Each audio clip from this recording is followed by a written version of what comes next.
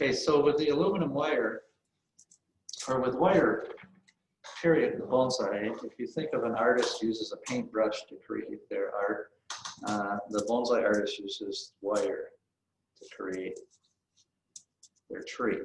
And so that's what I'm going to do. I'm going to start putting wire on these branches, and then I will come back and I will place them in the position that I want them.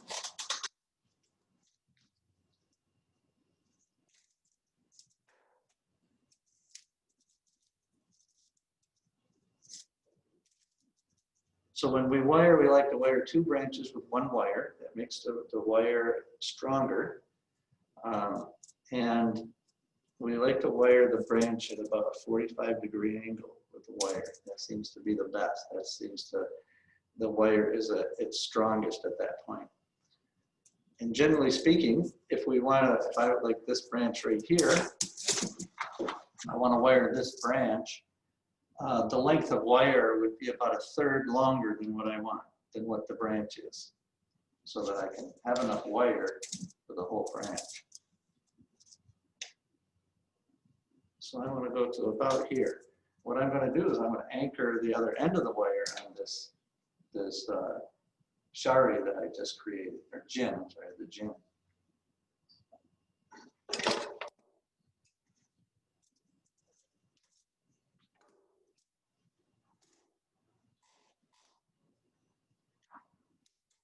So I'm going to wrap it around the gin on the back here a couple times just to give it, to anchor it.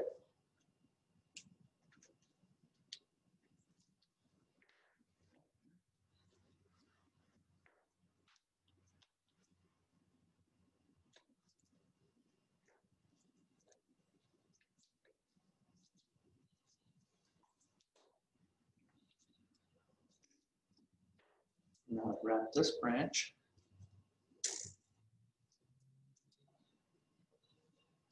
A 45-degree angle.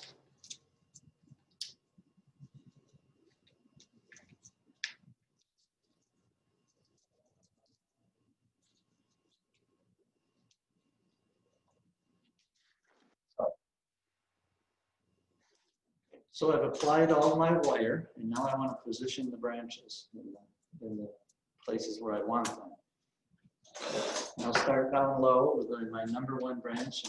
And, the basic bonsai style is when you work your way up from the trunk, the first branch you get to is the #1 branch. And the #1 branch is generally the longest and largest branch on the tree. And then they alternate on their, as they go up the tree, getting smaller and shorter as they go up.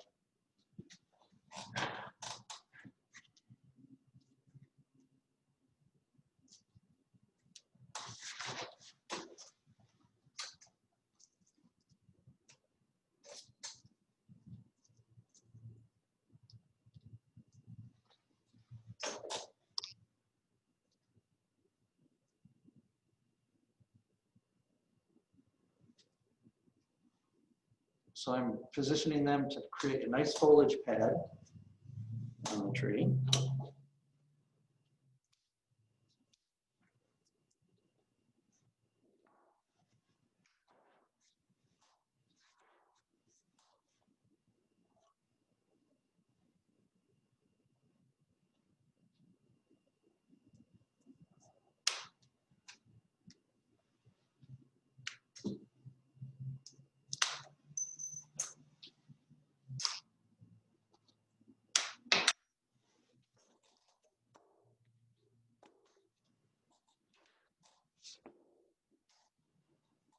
So there's a difference between bonsai and the pom-pom trees that you often see.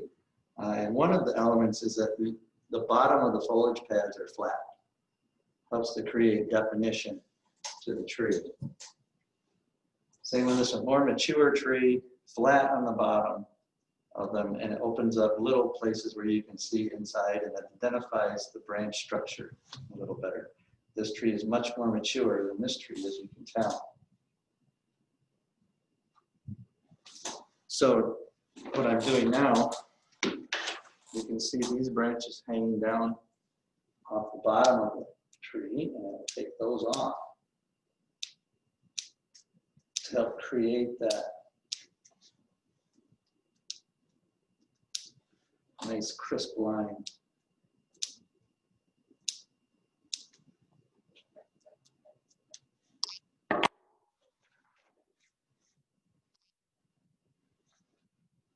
One branch to layer.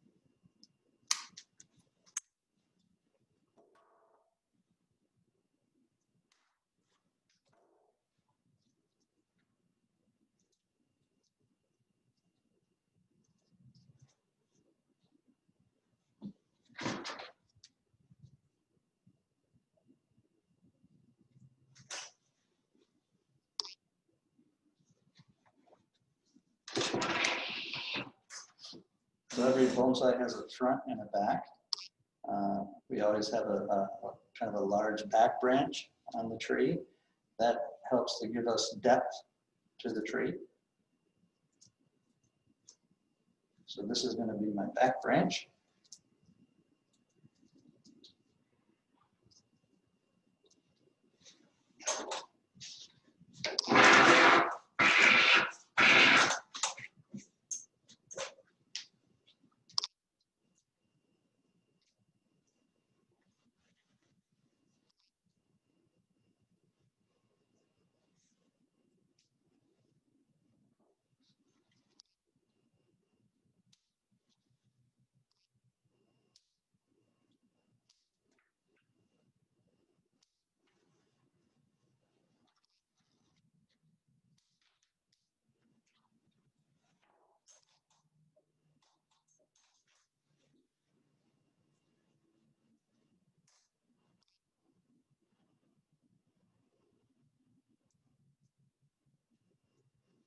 So right now I'm just trying to position the branches so that they are spread out. You can see each foliage pad.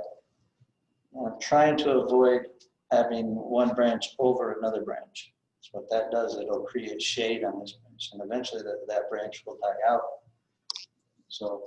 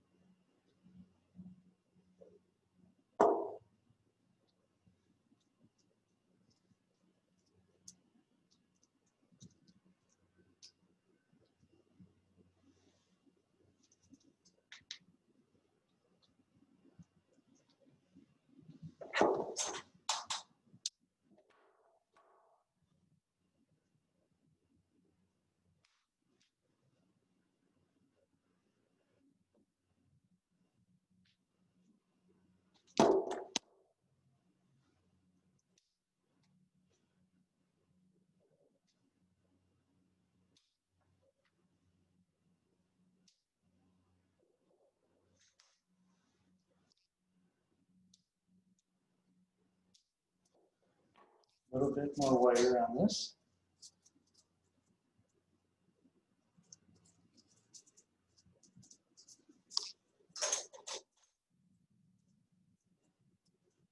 I think you can begin to see the general shape.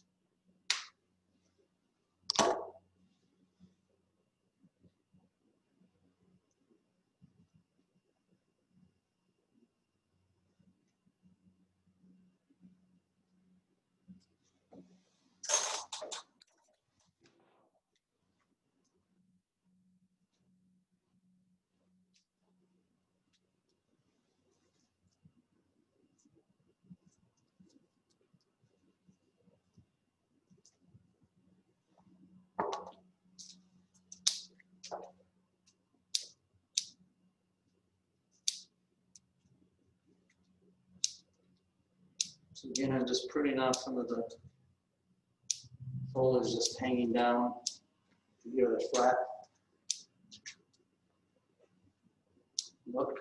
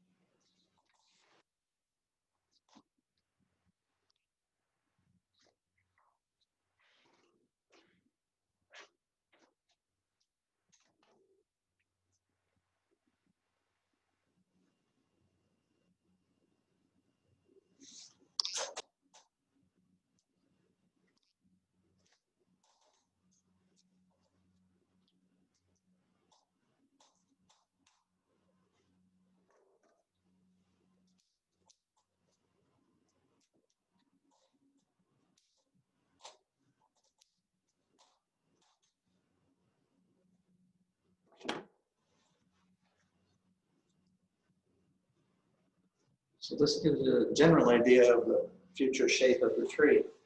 Now over time, of course, it's going to grow and it's going to develop. And this one was styled earlier this year, in the spring, and more mature looking than that. But over time, eventually it's going to look like this and be nice and full. So I have a basic idea of the size of the tree that I want it to be. And as it grows, you know, you're going to get this new growth and you'll have to maintain the tree.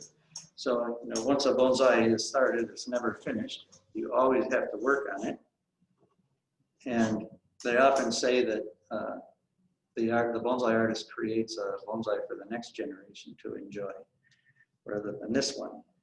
But I also think of bonsai as a verb, not just a thing or a noun, but a verb, and that doing it is just as rewarding. Creating them is just as rewarding as watching them mature and develop into nice trees.